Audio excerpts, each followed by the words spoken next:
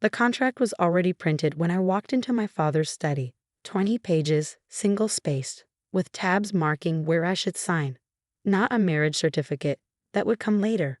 This was a business agreement documenting the merger of our family's pharmaceutical empires through the sacred bond of me becoming Mrs. Jonathan Fitzgerald III.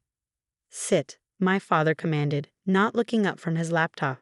Behind him, the wall displayed his achievements, photos with senators, framed stock certificates, and a Fortune magazine cover declaring him Pharma's Iron Fist. I remained standing. I'm not marrying Jonathan. Now he looked up. Richard Moro didn't tolerate defiance, especially from the daughter he groomed to be a perfect corporate asset. This isn't a discussion, Isabel. The Fitzgeralds are expecting an engagement announcement at the gala next month. Then they'll be disappointed. He stood slowly, his 6'3" frame designed to intimidate. It had worked when I was 7. At 25, I learned that giants could fall. Jonathan is a good match, he said, voice deceptively calm. He's taking over Pharma next year. Combined with Moro Industries, will control 30% of the market. He's also 50 years old, has 2 divorces, and a cocaine habit that everyone pretends not to notice.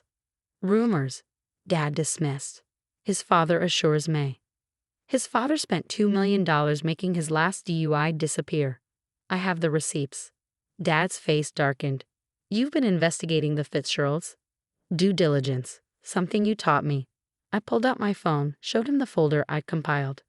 Police reports, sealed court documents, photos from Jonathan's business trips to Vegas. Would you enter a business deal without research? Why should I enter a marriage without it? Because I'm telling you to. His voice dropped to that dangerous whisper that used to make board members sweat. Because without me, you're nothing. Because I own everything you have, everything you are. Okay. He blinked. Okay. Okay. I smiled, the kind of smile I'd learned from him, all teeth, no warmth. You're right. You own everything I have. So I'll leave without it. Don't be dramatic, Isabel. Where would you go? How would you live?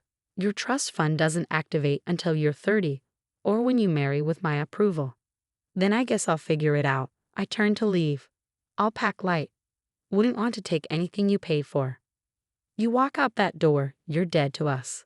His final card, the one that had kept me in line through every smaller betrayal. No money, no family, no future. I'll destroy any company that tries to hire you. You'll be nobody. I paused at the door, hand on the handle. Better nobody than Mrs. Jonathan Fitzgerald II.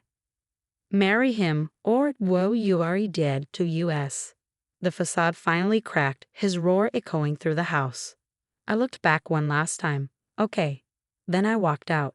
My mother intercepted me at the stairs, pearl necklace trembling with her rapid breathing.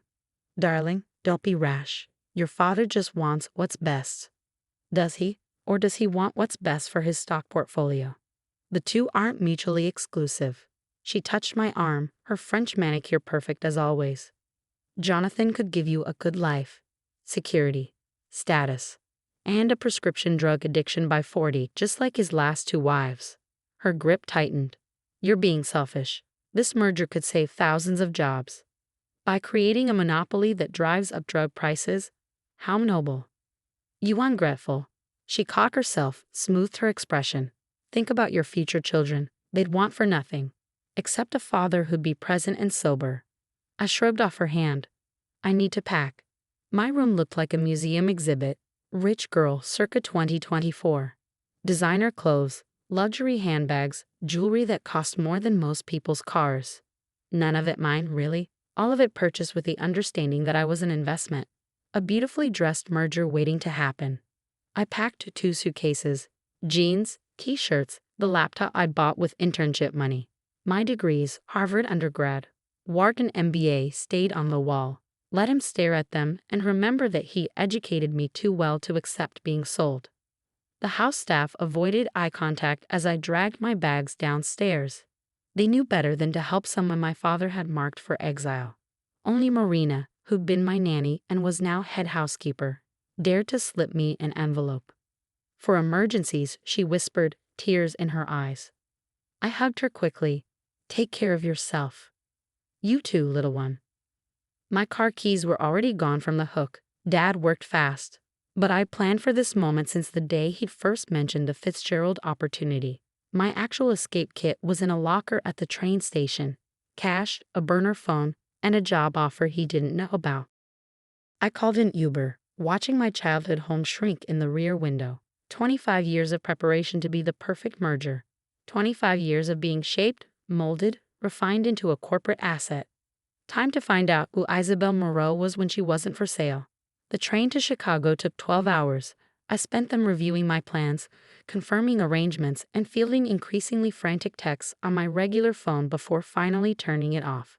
The job offer was from Natalie Kumar, a former Moro Industries executive who left to start her own biotech firm after my father had sabotaged her promotion for the crime of being pregnant. Nexted Therapeutics was everything Moro Industries wasn't: small, agile, focused on affordable treatments rather than profit margins. He'll try to destroy us for hiring you, Natalie had warned during our secret interview. He'll try to destroy you anyway. Your competition. She laughed. Fair point. When can you start? Now, apparently. My first apartment was a studio in Pilsen, a far cry from the Gold Coast mansion. I loved it immediately. One room that was entirely mine, purchased with money I'd earned, filled with furniture I'd chosen. No marble, no mahogany, no ghosts. My father's retaliation began within 48 hours. My credit cards, canceled. My phone plan, terminated. My LinkedIn, flooded with messages from concerned family friends warning about my mental breakdown. He even had a lawyer send cease and desist letters to any company I previously interned with, claiming I'd stolen proprietary information. He's thorough, Natalie observed, reading the latest legal threat. He's scared, I corrected. He knows what I know about Moro Industries. Which is? I smiled. Everything. 25 years of being groomed as the heir apparent had given me access most employees never got. I knew about the off-book accounts, the FDA violations, the clinical trials buried when results were inconvenient. I kept copies of everything, hidden in encrypted drives my father didn't know existed. You're not suggesting, Natalie trailed off. Blackmail? No. Whistleblowing? That's just civic duty. The FBI was very interested in my civic duty. Turns out, price-fixing schemes and falsified safety data caught their attention. Special Agent Martinez took notes for 6 hours, occasionally muttering "Jesus Christ" at the more egregious violations. You understand your father will know this came from you, she warned. He disowned me. We're not family anymore, remember? She smiled grimly. Hell of a divorce settlement. I threw myself into work at NextGen, 60-hour weeks developing treatments that would actually reach patients who needed them. My Wharton training, filtered through a conscience my father had tried to eliminate, made me valuable in ways that had nothing to do with my last name. The engagement announcement still happened. My father, ever the optimist, simply substituted daughters. My younger sister Celine, fresh from Vassar, appeared in the society pages on Jonathan's arm, her smile as frozen as mine would have been. I sent her one text. Run. She replied, can't, not brave like you. You could be. He'd destroy me. He'll destroy you anyway. Just slower. She stopped responding after that. The FBI raids hit Moro Industries on a Tuesday morning. Federal agents carrying boxes, computers, files. The stock price plummeted. The board called emergency meetings. My father's face on the business news looked haggard, confused, outraged. An anonymous whistleblower, the reporters said. Insider knowledge spanning decades. He knew. Of course he knew. The call started that night. Not to me. That number was blocked. To Natalie, to my landlord, to anyone he thought might have influence. The messages were all variations on a theme. Tell Isabel she's killing her family. Good, I said when Natalie relayed the latest. It was already dead. I'm just handling the funeral. The trial took 2 years. I testified for 3 days, detailing everything I'd seen, everything I'd documented. My father sat at the defense table, his legendary composure cracking as I explained each violation, each cover-up, each life lost to profits. You raised me to be thorough, I said, looking directly at him, to always protect the company. You just never specified which company. He got 15 years. Moro Industries got dismantled, sold off in pieces to companies that might actually use the resources for good. The house, the cars, the fortune, all seized as proceeds of crime. My mother, somehow untouched by the legal proceedings, divorced him before the sentence was read. She moved to Paris with whatever jewelry she hidden. Celine broke off her engagement to Jonathan, citing family difficulties, and disappeared into a teaching job in Vermont. Regrets? Natalie asked after the verdict, pouring champagne in our lab. Nextion had just gotten FDA approval for our affordable insulin alternative. None about him. I accepted the glass. Some about Celine. I hope she finds her own way out. She has a role model now. A cautionary tale, more like.